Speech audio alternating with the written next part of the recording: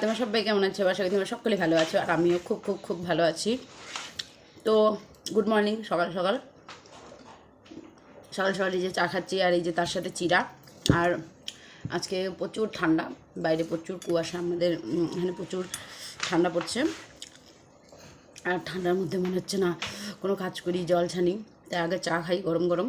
আর এই যে বাড়ির নিজের গায়ের দুধের চা, দুধ চা, বেশিরভাগ আমি হচ্ছে লাল চাই খাই, কিন্তু এখন কয়েকদিন থেকে যেহেতু বাড়িতে দুধ হয় গরুর, তার জন্য হচ্ছে দুধ চাই খাচ্ছি।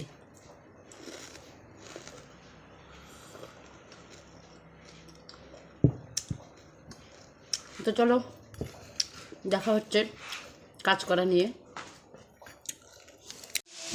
মাংসটা খুলে নিই। কত গোটা মুরগি না বাবাই? গোটা মুরগি আনছো?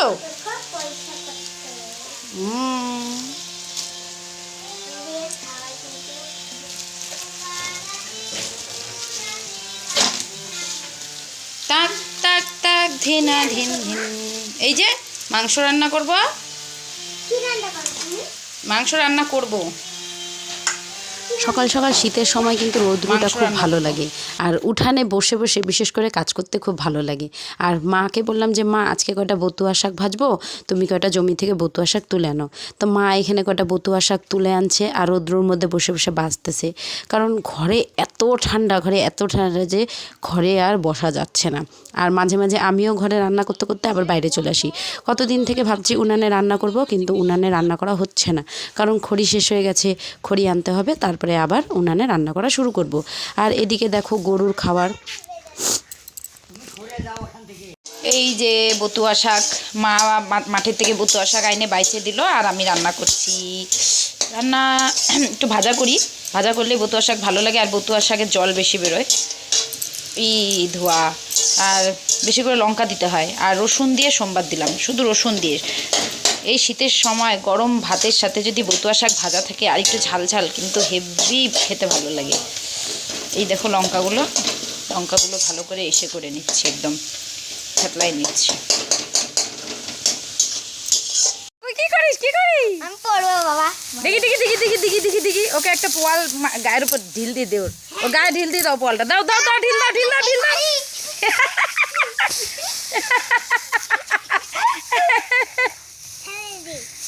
ফেলাই দে। ওকে ধুইতে লাগবে। নাম।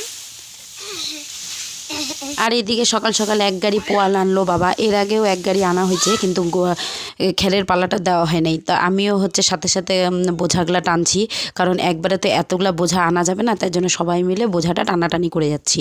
বাবা আর আমি মিলে বোঝাটা টানাটানি করলাম, কারণ আর এক গাড়ি মাল আনবে। আর এই খেরগুলো যদি না থাকে, তাহলে এই শীতে গরু কি খাবে? যার জন্য গ্রামের বাড়িতে তো এগুলো কমন বিষয়, যে এটা লাগবেই।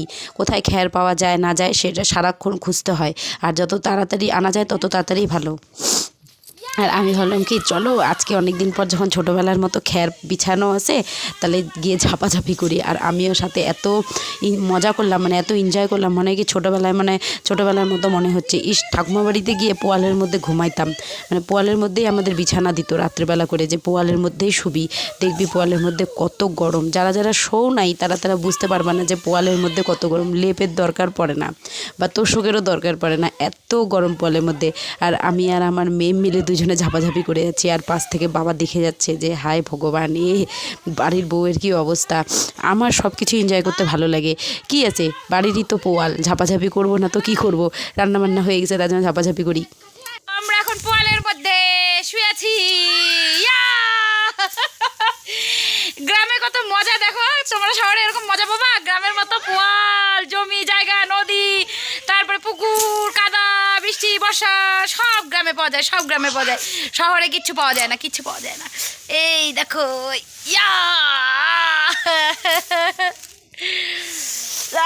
মানে হচ্ছে এখন কি লাভ দে, আমি কিন্তু অনেক উপরে।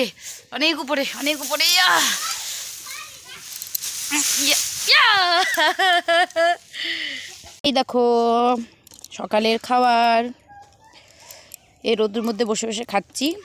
মাছ ভাজা, ছোটো মাছ ভাজা, আর এখানে বাঁধাকপির ঘন্ট, বতুয়া শাক ভাজা, আর ডিম আমলেট করে আলু দিয়ে ঝোল।